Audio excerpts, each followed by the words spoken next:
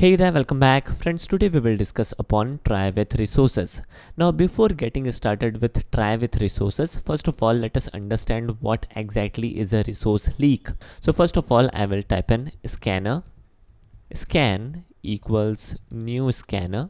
So we will simply take a simple user input and in here we will pass on system.in and in next line we will type in int x equals scan dot next int, and finally we will try to print the value of x. So this is a very simple and a standard program.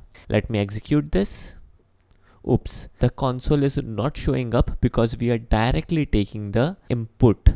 So in here, in order to show you the console first, let me play a trick and type in enter a int value. Pretty standard stuff. Let me rerun this application. Here we go, and the standard value could be like 25, and here is the output, which is a very standard and a basic program. Now the reason why I'm showing you this program is not to display how to take a user input. This is something you already know, but in here I want to show you this warning is resource leak, scan is never closed. Now moving forward, in order to get rid from this warning, what we will do, we will type in scan dot close. Now the warning will be vanished. Now these kind of scenario of closing the resources is sometime cumbersome and it's a extra step. It would be really good if these kind of resources could be closed automatically. Here the try with resources concepts come into picture, and this is how try with resources can help us. In fact, we have already used try with resources in our previous programs. So let me show you when we have coded these programs. For example, writing into files. Let me show you. In here, we have already made use of try with resources. What exactly is try with resources? Whenever we are allocating a resource which needs to be closed, we will make use of that particular allocation statement, which is this statement which is highlighted currently inside the try blocks parenthesis. Now understand this. Inside this particular statement, we are creating an object. This object is nothing but a resource, and this resource needs to be closed, else we will get the warning of resource leak, and resource leak is not good for your application's performance and security.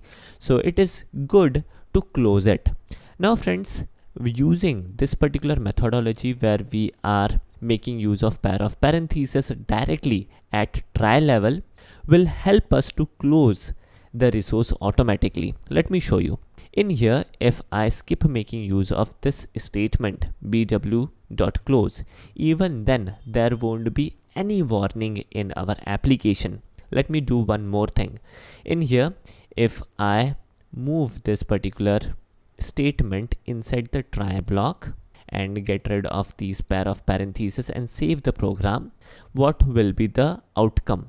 Definitely the outcome would be a resource leak warning. Let me show you. In here there is this warning, and the warning is resource leak, BW is never closed. And now closing this is a recommendation. Why? Because closing of this resource won't be done automatically because we are not making use of try with resources. So it is best practice to make use of try with resources whenever you are working with a object which needs to be closed. Usually, how you can identify whether the element is a resource or not? Definitely it's pretty simple. Whenever you are making use of data, resources, streams needs to be closed. For example, scanner class, for example, buffered class. So whenever the object is related to these kind of classes, scanner class or buffered class, definitely you have to close the resource.